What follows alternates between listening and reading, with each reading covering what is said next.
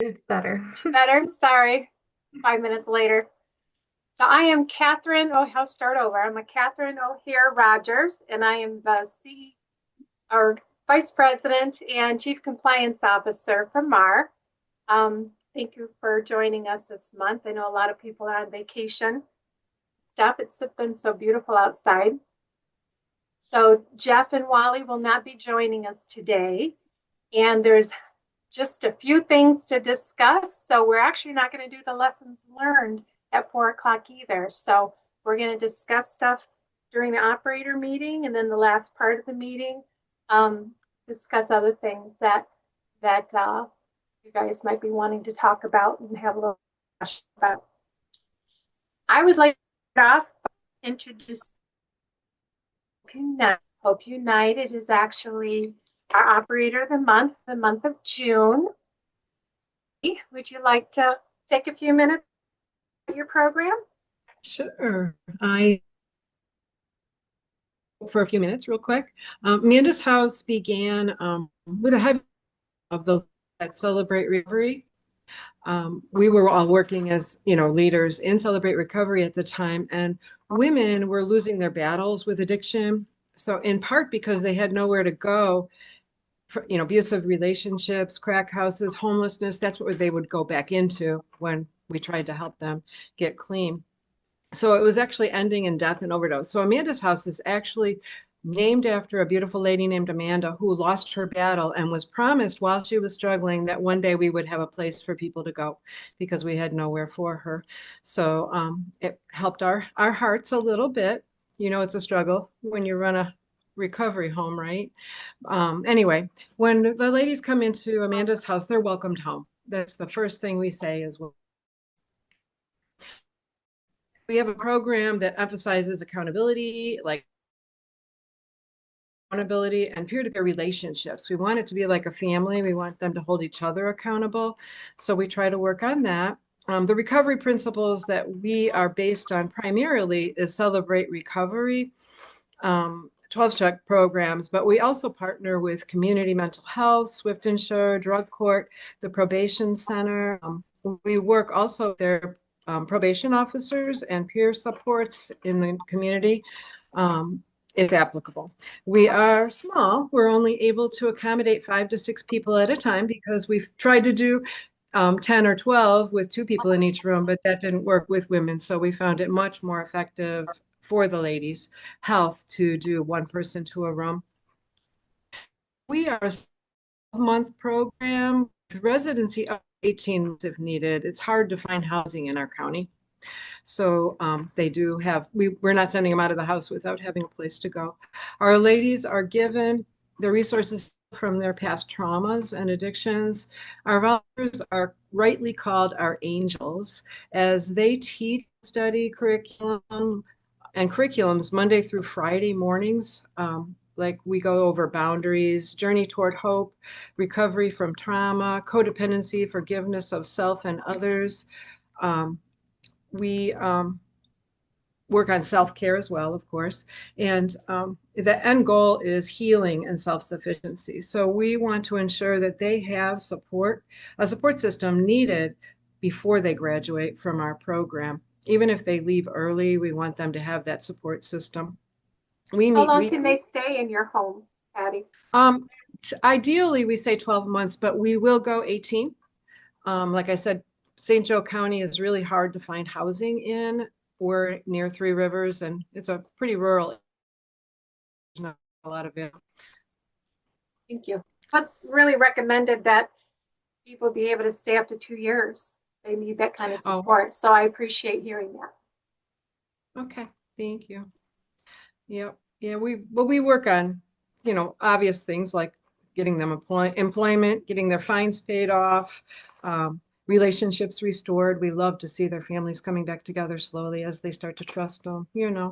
Um, and then we do hold reunion brunches. So once they graduate, we still communicate with them. We try to do it at least twice a year.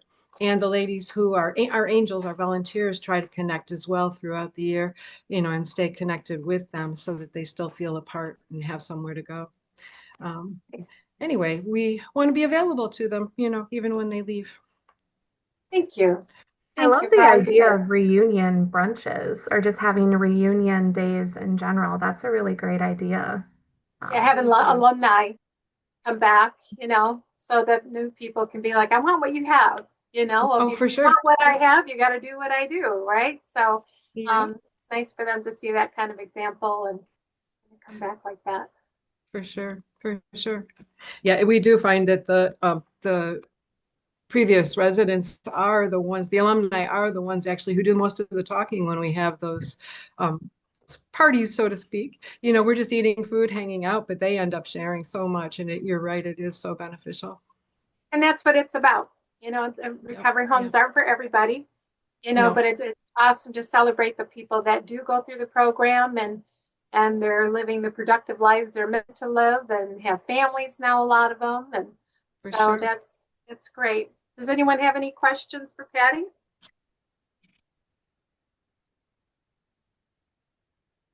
Yeah, quiet group today. Thank you so much. Thank you so much, Patty, for all you do. And Hope United has always been very impressive. When I go there, it's very home-like. I feel kind of like I'm going into my grandma's house, actually. When I go there with the way it's decorated and stuff, very homey and comfortable. Aw, So thank you. keep up the good work. Thank you. I also wanted to talk about the month of June. So June is known for several different things. A Pride Month is celebrated in June. Father's Day is coming Sunday, celebrated, and Juneteenth, which is a federal holiday as well. So, bringing up Father's Day real quick as a reminder, just like with Mother's Day, for some individuals that are in your home, this can be a very difficult time of year for them. So, a lot of them don't have contact with their children anymore. And so this can be a very difficult time. So a good time to make sure there's some extra support, encourage them to talk to their sponsor or have something special going on in the home to celebrate their day. Because people, when things get tough, sometimes part of their journey includes relapse. So just to be mindful of that. Also, is it Pride Month? Is anyone here doing anything their home to recognize Pride Month?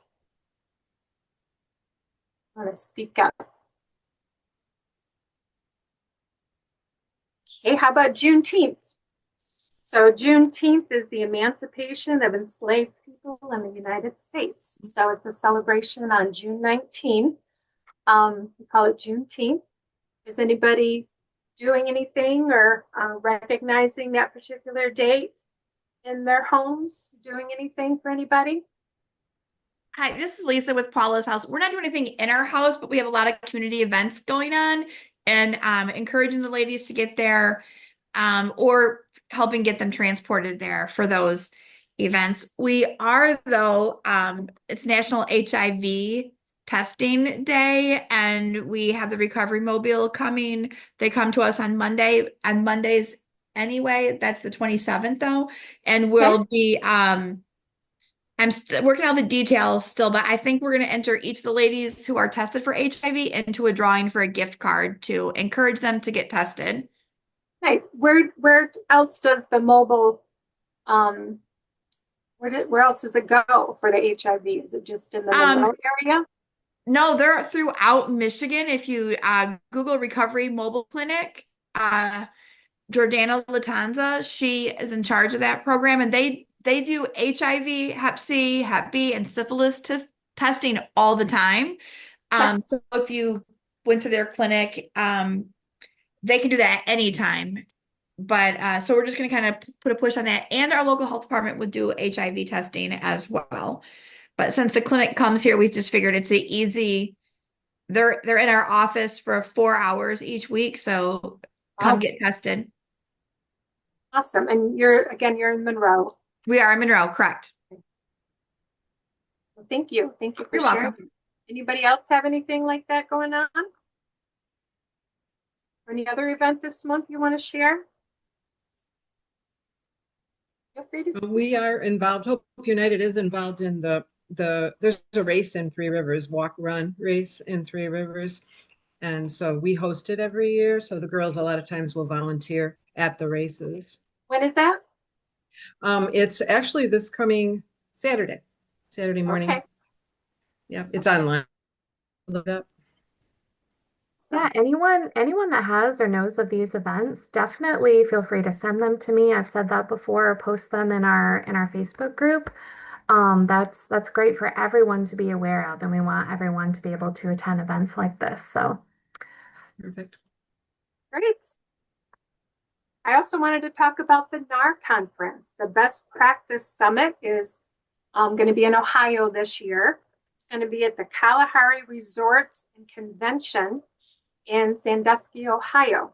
And the dates of that is Monday, September 15th through Wednesday, September 17th. Usually it's in October, but this year it's in September and it's in Ohio, which is driving distance for a lot of you, versus being in Virginia, like it's been for a couple of years.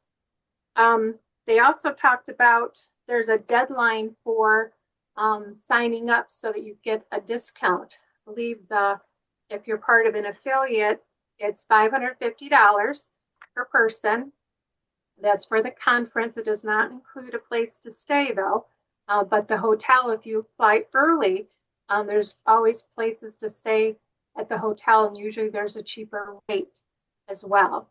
If it's after July 25th that you sign up, then the rate goes up to $650 per person. So hopefully a lot of you guys can attend.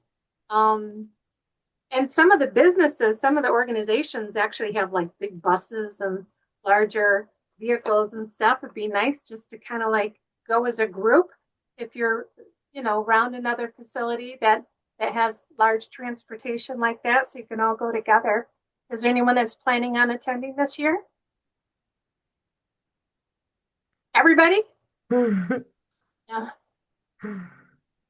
nice that it's in driving distance this year, so no one has to worry about, or no one should have to worry about booking flights. I know some people may still want to, but I'm hearing that some people are excited because Cedar Point is over that way. So they got a water park and stuff like that. So they're planning on making a few days of that. Anyone have any questions about what we talked about so far? Actually, hearing about all these events going on and gatherings going on in June, it just reminded me that I should set up one thing that Recovery Road does is I try to get all my go-to people or my house managers together because I have like 12 locations just to kind of film pizza, but it also allows them all to collaborate, talk about some of the troubles that they have with managing the houses so that they can discuss and brainstorm best practices of how to keep that from becoming the wild. I should work on that gathering for my house, but I figure I'll throw that out as a thing as an idea to other operators that it's nice to get the go-to people together to kind of help empower them and help them develop their skills with managing people because it definitely translates to helping my life go smoother. That's a great idea. You do that on a regular basis, though, too, don't you? Have regular meetings with your house managers? It's one of those things that we would like to do it at least 3 times a year, but sometimes December comes around and we're like, oh boy, we only got one in. Can we sneak at least one more in before the end of the year? Mm. But given that, I know my house managers tend to stay longer, but if you can get 3 or 4 in, that kind of helps the newer people to get some support without going 6+ months before they can really have networking opportunities. Does anybody else do anything like that? I'm going to start calling names. You guys are quiet. I'm known for that. If you haven't done so already, if you could please put your name and the organization that you're representing in the chat, that would be great. I'm going to introduce Kelly. Kelly Darren, do you have anything you'd like to share, talk about with RECCAP? I do. Thank you. So everybody here, minus just a few folks, looks familiar. So I am the project coordinator for the RECCAP for the state of Michigan. We are currently in the process of transitioning out of the ARM system that's been shut down, and we are now beginning to use the Behave Health system. We started the process using, I believe it's 28 operators that were currently using the ARM system already. We Nice. got all of their information out of that system. We were able to import it back into the Behave system of building out every application. So as things bumps in the road, so the permissions and the etc. Were not allowing for certain folks to see what they needed to see. We were able to get that corrected. So if there is anyone out there that's currently working in the system and there's some, if you're not able to see the RECCAP forms, if you're not able to see the UA results, and that's something that you use in the system, please reach out, send me an email, let me know, and we'll look into getting that corrected for you. So we're working on getting those folks in and looking to adding our next group the beginning of July. We will have our first community, the Behave Health System, on the 18th of June at 3:00, and I will be sending an email out. I'm going to start emailing each organization individually just to check in with you specifically to make sure if you need anyone added to the system. If you need, I only received forms from 2 locations. So if you do want your forms in the system that can be recreated, I do need those sent to me so that I can turn those over to Behave. Gotten great feedback. We're still in the early stages, but some of the things I've heard is, wow, there's a lot more functionality. And there's notifications, the geolocation that we've talked about in the meeting previously. So we're excited to be moving forward with this system.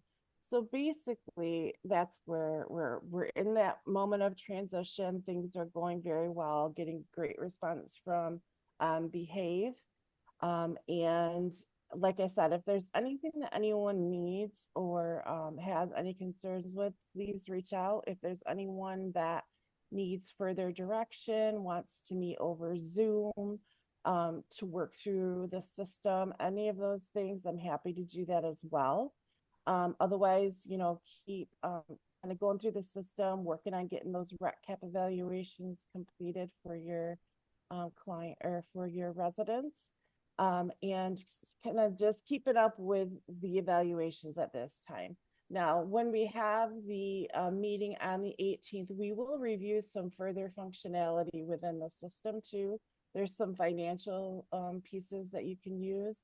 I should clarify when I say that the RECCAP system is paid for by the state of Michigan and is free to operators. The only charge is if you decide to use the financial piece of that system. And they will send you a quote. If that's something that you're interested in, let me know, let Behave know, and they will send you a quote. A additional ask from Behave, just this morning as we were going through items, is each organization that we started onboarding with had an email sent to who we have listed in CERTME, like as the main contact. We do need to have, there was a non-disclosure and some information, forms that Behave needs filled out. And they asked me for some help in getting those returned because they haven't had those returned from every organization. So I will also be adding that in the email if whichever ones haven't been signed yet. I will be shooting you an email. Could be, I know that one of our operators had it go into their spam. So if you have not seen it, if you could look in your spam as well. I know for some organizations, like I see Brady with Liverate, just for an example, it was sent to Brenda, who is the administrator there. So if you are not the administrator, you want to check in with them, make sure, see if they've received it. That'd be great. But otherwise, I will be following up with emails on that as well.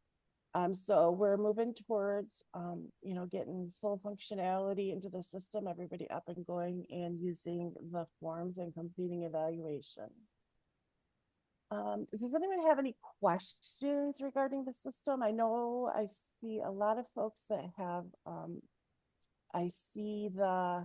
Kelly, I actually have a question. Yes. So did you receive everything back from Brenda that you needed? Because I know we have been starting to use the system and I do have like lots of questions, but then at the same time, I'm trying to learn as I go a little bit. I just don't know where and what my question yet. Of course. I just want to make sure you have received everything you need on our end, because I know when I go in the system and I add a new client, sends the application, I think, to her. So I don't know. I think we're a little confused as to why the people I have added are not just showing up as current clients now. Okay. So they're not going into admitted. Let me look into yours specifically. And I will shoot both you and Brenda an email to let you know what I see in the system. And then if it doesn't identify the issue, let's jump on a Zoom together and look at what's going on. Okay. Thank you. Thank you for your feedback. It's nice to hear that they can transfer the information that they've already been working on residents into the new system. I think that was a big concern for a lot of people. So they didn't have to go through that all over again. So that's gone very well. Yep, they're definitely doing a great job. They've been, like I said, we did have a bump in the road with some of the permissions, but bumps were expected. And it was resolved rather quickly. So we're moving forward on that. They also have some items for the roadmap. So looking further down the line, and getting not just the current evaluations that are in the system, but also putting that information into the system so that you can compare it like you used to be able to. So they're currently working on a process to be able to do that. It's not just in Michigan, Virginia, Maine, Florida, etc. So they're working on getting that all set for everybody. So that's going very well. I think it'll be really important that everyone that is able send either themselves or a staff representative to the meeting on the 18th so we can really hear from you guys what you need going forward. I know that there's a help center in the system that helps with training, what you need to do, and how to do specific things. If that's not helpful to you, please reach out. I have no problem in working through Zoom with anyone. If it's your staff, if it's yourself, to help you identify what you need to do so that you can feel more confident in the system. As probably most of you are the same, just getting in there and kind of clicking around and seeing what goes where. It takes a little bit, but it's definitely a much preferred system than the one that we were using before. It's definitely much more, actually it's an electronic medical record. So it's got many more bells and whistles that are really, I think, beneficial for everyone. With that being said, is there anyone that has any other questions, feedback, concerns? Is this arrangement with Beehive or Behave? I keep wanting to say Beehive. Behave.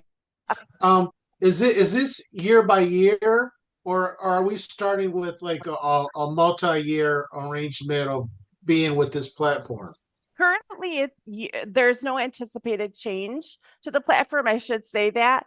Currently, it's paid for by the state year by year. All right, year by year. Okay. Saying that, I want to add to that is that's, a lot of people were affected by the funding that was put on hold, the ARPA funding is one, the CSUGs. But RecCap or MARR too, we were also affected by that. The funding was put on hold April 1st. So we did have the reimbursement for, like, if you bought a computer for your home, we would reimburse up to $300 per location so you could have a computer at each location for your residents. That's on hold right now because we don't have any money to do that, to pay back. So hopefully that will start back up. Jeff had a little bit of information. It sounds like it's in the works, but probably the funding will be released, hopefully. Not sure when, but it sounds like it's in our favor, but it might not be till October, it might be next month. Nobody really knows for sure yet, but it does look good. But I don't have any details on that. Do you have any details on that, Glennis? Glennis was on here for a little bit. She's no longer on there. Huh. Okay. Any other questions for Kelly? Or Kelly, you have anything else you want to add? Can't hear you. I don't have anything else to add. Oh, there's Glennis. I was getting a cup of coffee. Do you have any updates that you're aware of regarding funding or where that's at, Glennis? No? It's so much up in the air right now at the state. I mean, it's Yeah. just really hard. How many of you really know what's happening at the state with funding and policy and the PIHPs? And how many are involved with PIHPs and get money from PIHPs? That I'd like to know. Anybody? You can raise your hands too. You don't have to actually speak. if you Yeah. don't. How many people do we have on here? 36. 36. Wow. Hi, everybody. Oh, there we go. Okay, who gets PIHP money? Let's raise some hands. 2. Glennis, oh, we certainly do it on farm. Oh, hi. How are you? Hi, I'm doing well. Good. Thanks for speaking up there, buddy. Yeah, we use money for housing scholarships specifically. Okay. That's what you use it for, is the scholarships? Is Yeah. that for $26 a day or is that more? Is that No, an it's like it's like 1880. Okay. Yeah. Okay. Or something like that. Okay. Mm-hmm. Yeah, because we're not really sure how all that's going to, pan out over the next year. But I would, if you guys are independent nonprofits and running your own recovery housing, I would seek out funding throughout the state. That's something that we could talk about at one of our lessons learned meeting. We could talk about where to write money, write for grants if you're a housing and nonprofit. We could talk about how to do that and actually who writes grants and who doesn't within your organization. And maybe look at training on just the basics of grant writing. That would be great because Yeah. this wouldn't be your first rodeo, huh? You've done No, and grants. I've taught at both colleges grant writing too, and it's pretty easy to learn how to grant write. And I just think that, and if somebody else who does write grants in here wants to team with me to do that, that'd be fabulous. One of our providers. Great. If there's any other ideas like that or anything along those Yep. lines or anything really at all that you guys want to learn more about, or have us have a meeting about, touch on a subject, definitely write it in the chat, email me, email Glynis or Catherine, put it on our Facebook page. Anything that you can think about that you want to know, that you think others would want to know. That would be an interesting topic of conversation. Definitely let us know and we'll add it to the list. And the last meeting that we had, there was a few operators that actually shared some different funding sources that they reached out to. And that's just going to the community. And one operator, he just went to Home Depot and said, hey, You know, we need this. Home Depot donated stuff to their home. You know, there's other organizations that will do stuff like that. You just got to ask. I mean, the worst they can say is no, right? So you got nothing to lose by doing it. It's a write-off for them.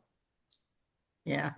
Anybody have anything they want to share about that? Any community resources that you've realized that's available out there since there's been this funding situation? Feel free to speak up. Yeah. I have not been able to use it, but one thing that I have heard is there's various communities have nonprofits that cater towards low um, house owners so they could get discounted building supplies or maintenance supplies or and like carpeting or windows. I know in Kent County, I believe they definitely have one. So yeah, that's one other option that people could look for is there a community or a county based discounted house maintenance organization that Don't gets get all those carpeting though. donations and buys, and then you can, they sell it at a discount. Carpeting's not your friend in a recovery home. Don't get carpeting. Yeah.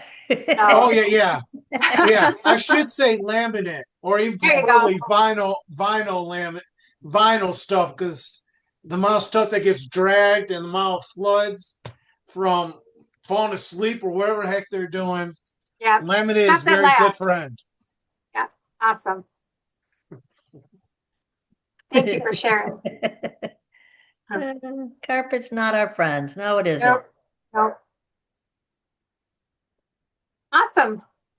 Is there Or I anything should else? say carpet and bed bugs are not our friends. Oh, No. don't even I don't say want to that curse word. myself. Don't even say that word. Yeah, Yeah. no.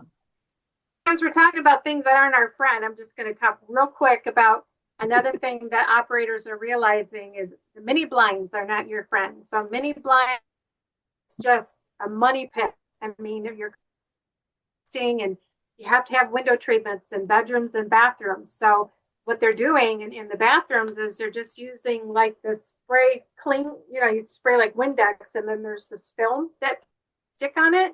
So they have privacy. That's all you need. You don't need curtains. You don't need mini blinds in your bathroom, just something like that. And that could last you. So in bedrooms, they're going for curtains. Go for darker curtains versus mini blinds that you have to replace every at least 6 months. You can't clean the cheap ones anyway. And they usually end up either disintegrating in the sun or they just don't last. So okay, I'm done with that. Kayla King, what do you have for us today? All right, I'm going to start off by apologizing just in case because my internet is definitely going in and out. So I'm going to try to speak a little bit slower. Am I cutting out right now, Catherine? No? Okay. I also am going to share my screen just in case I do cut out with a couple of words. You can see what I'm talking about. Just give me a second. Definitely, let's see. All right, everyone can see this, right? I wanted to touch on a couple of things that have come to my attention over the past couple of months. One of them being new residences. A lot of you guys are opening new residences. That is so awesome. The growth has been astronomical over the past year alone. We're also at a new record high for operators and the number of beds and residences that we have, which is awesome. But we need to know about these things also. We've had a couple of operators that haven't been actually letting us know when they open a new residence, that kind of thing. So all residences, just so everyone knows, must be added to your certification. It says it on the website right before you click application. Clicking application is your agreement to that, where you have to have all residences on your MARR certification. And MARR has to be notified within 30 days if you open a new residence as well. So Or any changes with the residents? any changes with the residents, but especially if you're opening a new residence, we need to know literally as soon as possible. When it comes to new residences, we need to assign a new residence form on Certami for you to fill out. This will come with a prorated fee amount too. So you have 8 months left in your certification. Instead of $500 for that residence, it'll be the prorated amount for the rest of that 8 months. That's the fee that needs to be paid, along with an updated insurance document showing that residence on it.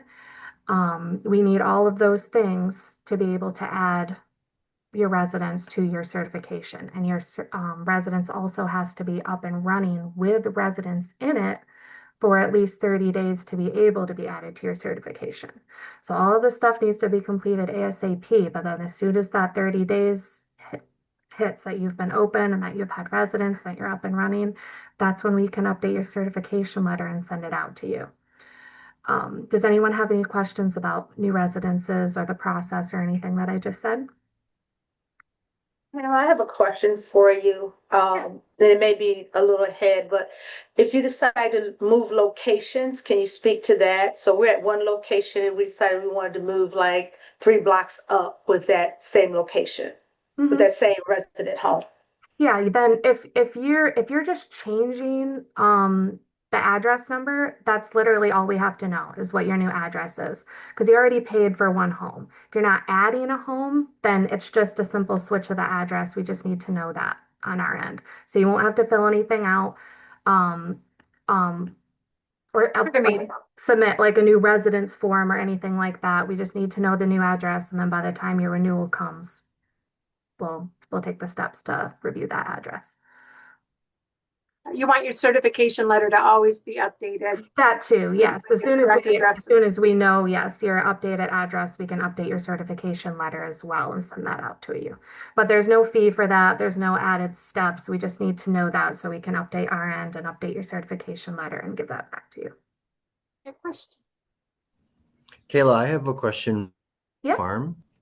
We've closed a couple apartments. Do I go into Certami and erase those or have you do it? It's ideal that you go into Certami and remove those, but I also need to know as well, so I can update all of our documentation. So anything like that that ever gets changed, just always reach out to me or Catherine or Jeff, so we can update our documentation and update our website and stuff like that, anything that we need to.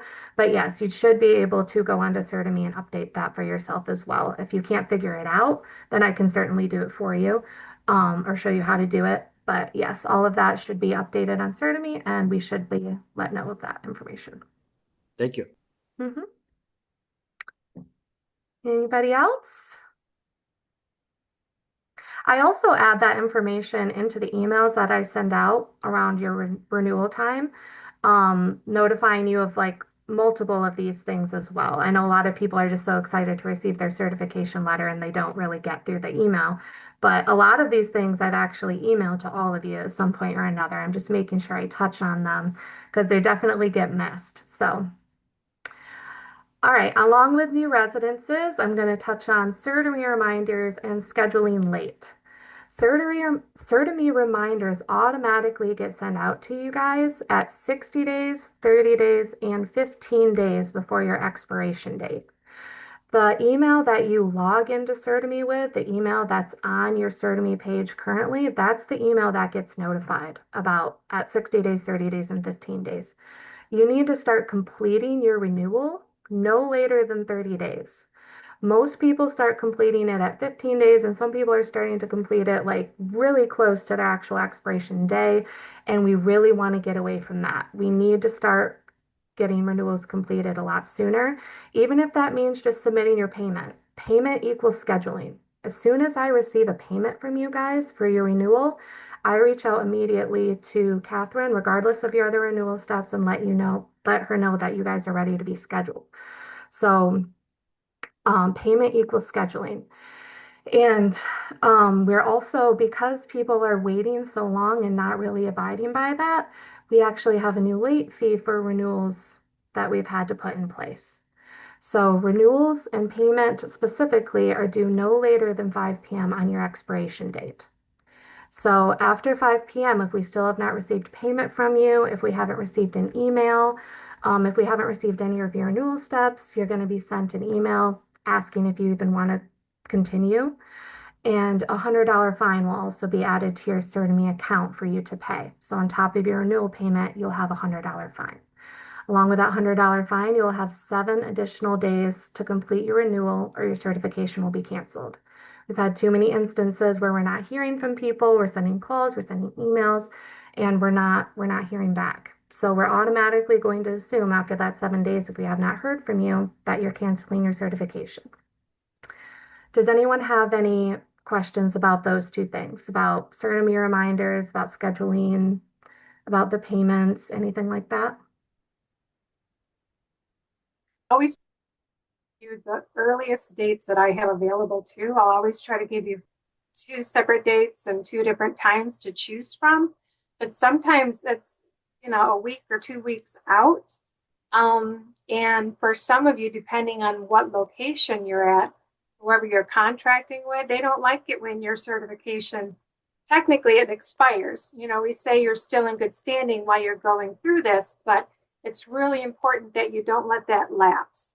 So let's try to get um, your review scheduled before your certification expires, the expiration date, because there's always something, there's always going to be stuff that needs to get done.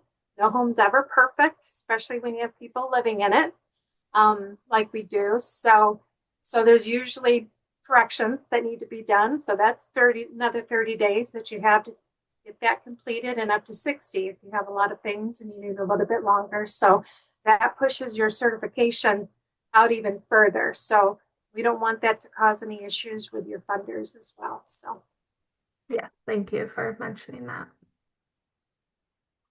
Any questions? Comments? Okay, kind of going back to the CertaMe reminders too, the email again on CertaMe that you sign up with, that's on there. That is the email that receives these reminders, and that's also the email that we likely have on file that you're getting the notifications for these meetings. You're getting any notifications we send out about anything going on. So if that we've had a couple issues with that email being out of date. If that email isn't correct anymore, CertaMe needs to be one of the first places you update your new email. So you're getting these reminders about your renewal. So you're getting the notifications about these meetings. So you're getting any kind of notifications we send out. Also, I know there's a lot of turnover in residents too. We've had a lot of people change leadership, and that instance too, we need to be able to update our website. We need to be able to update a lieu of documents on our side too with all of that information. So we just really always need to be able to get a hold of you guys. Any new numbers, any new emails, we always need to know. And CertaMe always needs to be as up to date as possible. We must be notified of the change within 30 days. It's always going to be within 30 days.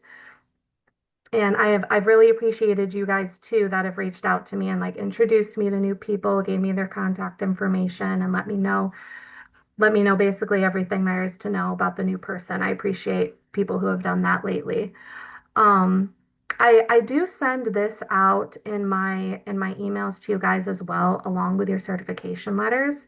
This is just a notice of how you change things. So once you log in, everything is under your profile details, which is underneath your little picture here. So it's super easy to change. Once you click on profile details, you end up on this page.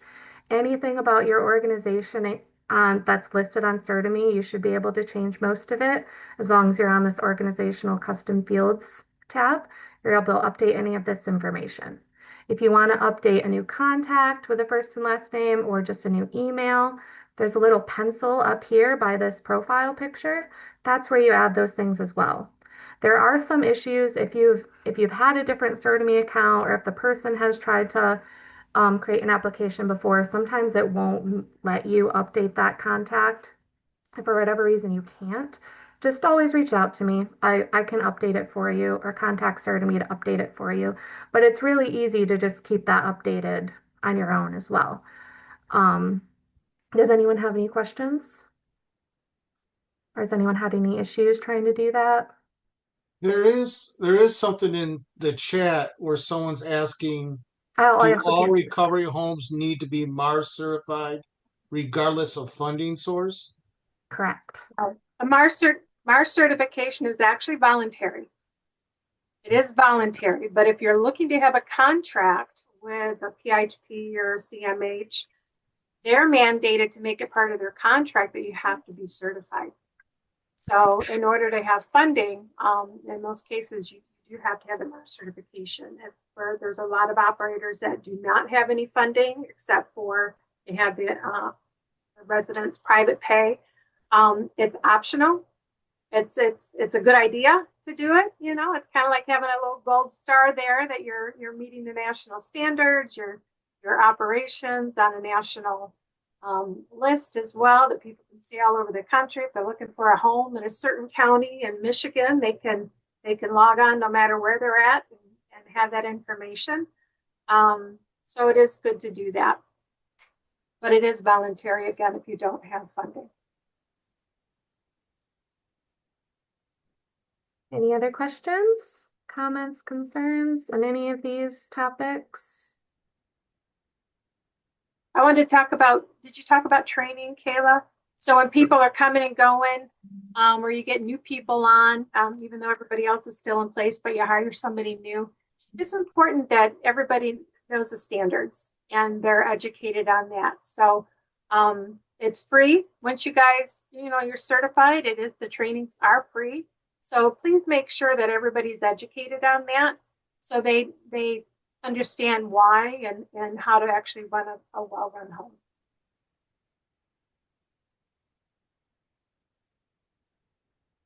All right. Kayla, can you let them know how to find that on the website, the trainings? Yeah. What was it?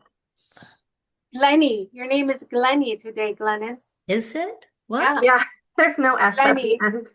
Glennie. Huh. Well, I just call you Glennie. I didn't know. Well, what? Sorry.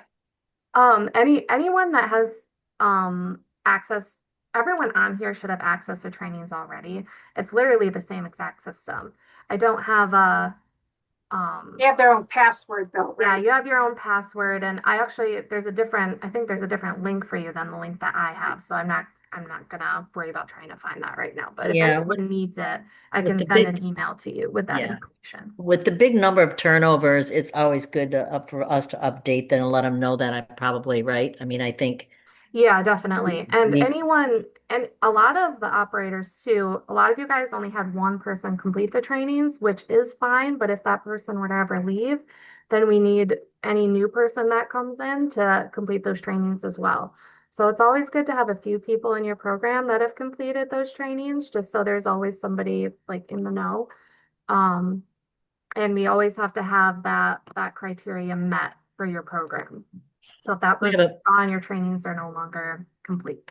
we have somebody on here on the chat saying that they don't have a password and all that, and they need the training. So anybody that needs them, who should we have them send that to? Anybody that needs it, please send us an email and let us Yeah, I know was you gonna need say, it. I'm gonna add my email in the chat. Okay. Anyone that needs the directions to get to the trainings, just send me an email. I'm gonna try to get as many of these emails I can out of the chat, but it's definitely gonna be easier if you email me Yeah. so I can email you back. Real quick, I noticed we have somebody new on here.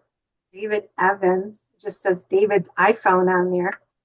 So David has a new program, David's Hope, and I'm going to do their site review on the 23rd. So David, I look forward to meeting you and seeing your program. Can't hear you. You're muted.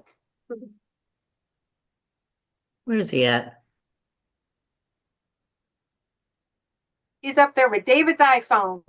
Yeah, you're still muted. That's okay. Oh, there he goes. Nope. There you Am go. I there? Yep. Yeah. All right. Yes, I'm looking forward to that also. We're here in Battle Creek. We have been doing some things a while back, and we just have recently reached out for certification for MARR so that we can have that gold star standard and make sure that we're doing things that are in the best interest of the people that are living in our homes. Mhm. Awesome. Yeah. And again, I'm on your side. You know, when I go to your homes, I'm on your side. I want you to do well.